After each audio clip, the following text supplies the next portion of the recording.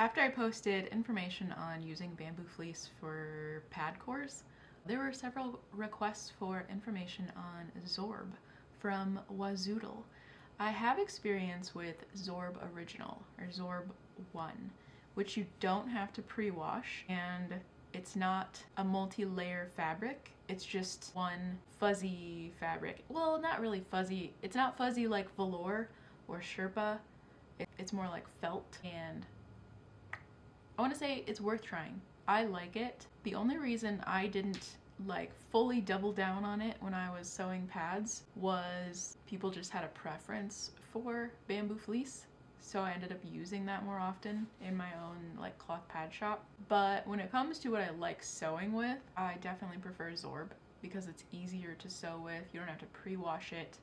It's not stretchy, so it acts as its own stabilizer within the pad, which is very nice. So you spend a little time trying to manage the floppy stretchiness of bamboo fleece, which is a wonderful quality of bamboo fleece, but it can be a little tricky if you are not stabilizing the fabric in any way or using a walking foot.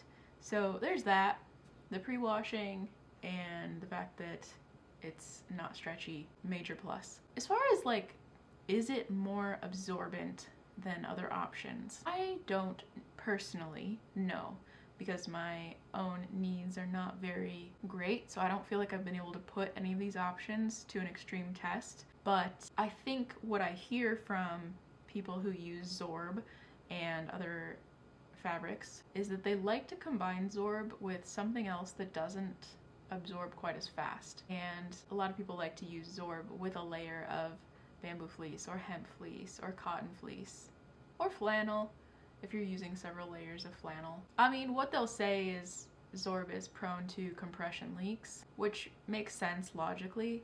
I don't know how much of an issue that actually is, so just keep that in mind.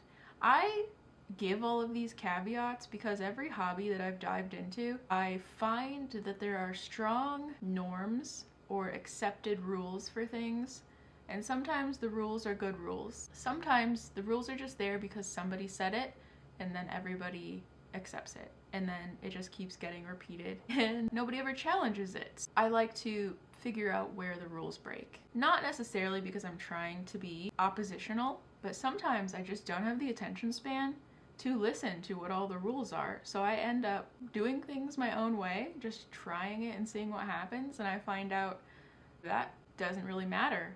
Or I do it and then somebody says, you shouldn't do that. And I'm like, but why? It worked just fine. And then new innovations arrive, and that's very fun. So anyway, I just say, some people say Zorb is prone to compression leaks. I don't know about that. I just don't know. I think it's worth experimenting. Maybe I need to figure out some ways to try that. So now I'm imagining like having saturated pieces of cloth and then trying to like squeeze them, or somehow to like do that in a way that's scientific, that you can quantify. So also I want to say Zorb, since you don't have to pre-wash it, you don't lose anything to shrinkage. I think bamboo fleece in my recent testings shrinks at about 14%. That was after 3 hot washes and hot dries. It might shrink a tiny bit more after that, but I am now just down to, I'm gonna wash this 3 times and that's it. That's all I've got. That's all the energy I've got for it. I haven't tried the other fancier Zorb options just because they're more expensive. So I think because my own needs for menstrual pads is not extreme, I haven't felt like I needed to get the other options of Zorb.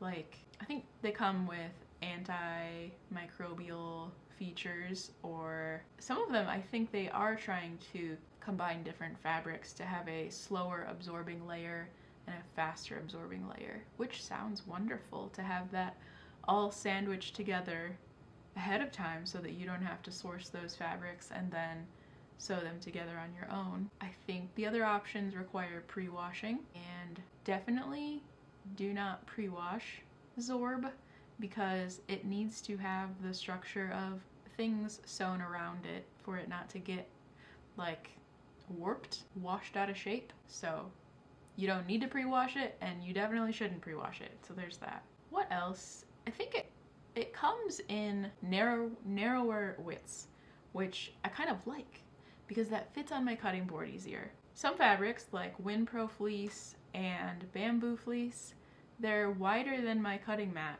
so I have to shift the fabric around when I'm cutting it. If it's like I'm cutting a bulk amount of cores or backers, that's kind of annoying to have to be like shifting it from side to side instead of just bringing it down when I need more. So that's something to consider. You might be thinking the 45-inch width is less fabric, so that's less ideal.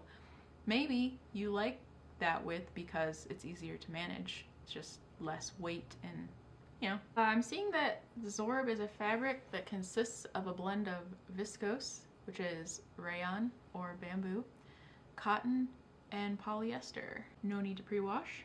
Cut with sharp scissors or a rotary cutter to minimize fraying. I don't think that's an issue because you're never going to be having Zorb exposed.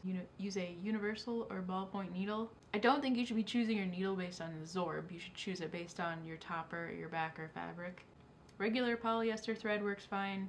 Yeah, again, don't choose the thread based on the Zorb. Choose it based on your other fabrics. And polyester is good for cloth pads and diapers. Yeah, after you sew it into your pad or your diaper, you don't need to wash it in any special way. Just wash it however you'd wash your clothes or your pads. So machine wash is fine. Okay, so how many layers would you use? It's kind of thick. I don't like sewing more than 2 layers of Zorb 1 at one time. But that doesn't mean you can't have more layers than 2 in your pad.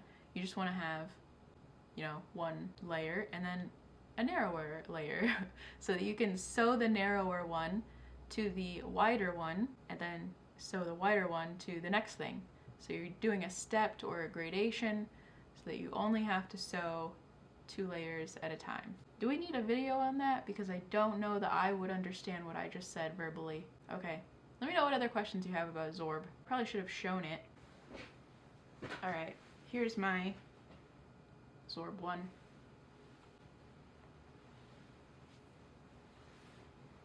It's pretty soft actually. Not that really matters because you're not going to be cuddling the Zorb. You're going to be sewing it into the pad or the diaper and then you're not going to see it again, hopefully. Yeah, I just like sewing with it. It makes sewing easier.